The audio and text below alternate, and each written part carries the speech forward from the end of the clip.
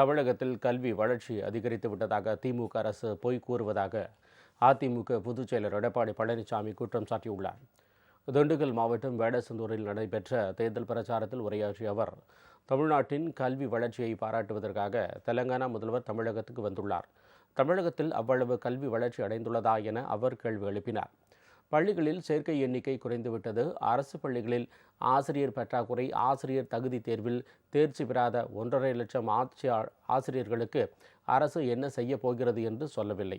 இப்படிப்பட்ட நிலையில்தான் தமிழகத்தில் கல்வி வளர்ச்சி அதிகமாகியிருப்பதாக ஒரு தவறான தகவலை வெளியிட்டு மக்களை அரசு ஏமாற்றுகிறது என்று குற்றம் சாட்டியுள்ளார். அரசு ஆரம்ப பள்ளிகளில் 5ஆம் வகுப்பு மாணவரால் 3ஆம் வகுப்பு பாடத்தை படிக்க இயலவில்லை. நெல்லையில் பள்ளி வகுப்பறையில் 2 மாணவர்கள் அரிவாளால் வெட்டி கொண்டனர். அண்மையில் பள்ளிக்கு அரிவாளை கொண்டு செல்கின்றனர். அரிவாளை தூக்குவதற்காகவா பள்ளிகள் நடத்தப்படுகின்றன என்று விமர்சித்தார். தமிழகத்தில் கல்வி வளர்ச்சி அதிகமாக இருப்பதாக ஒரு தவறான செய்தியை வெளியிட்டு இன்றைக்கு போட்டோ ஷூட் அதையெல்லாம் ஏற்படுத்தி விளம்பரமான அரசு இன்றைக்கு மக்களை ஏமாற்றி கொண்டிருக்கின்றது.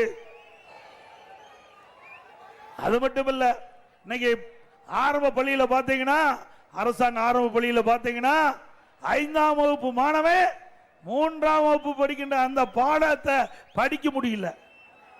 படிப்பது 5ஆம் வகுப்பு.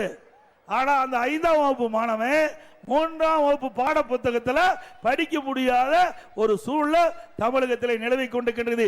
இப்படிப்பட்ட சூழ்நிலையில் இன்றைய முதலமைச்சர் இன்றைக்கு ஒரு நாடகத்தை அரங்கேற்றி தமிழகத்திலே கல்வி வளர்ச்சி அபரிதமாக இருப்பதை ஒரு தோற்றத்தை உருவாக்குவதற்காக இன்றைக்கு ஒரு நிகழ்ச்சியை ஏற்பாடு பண்ணியிருக்கிறார். அத்தனையும் ஒரு நாடகம் என்பதை நாட்டு மக்கள் அறிய வேண்டும்.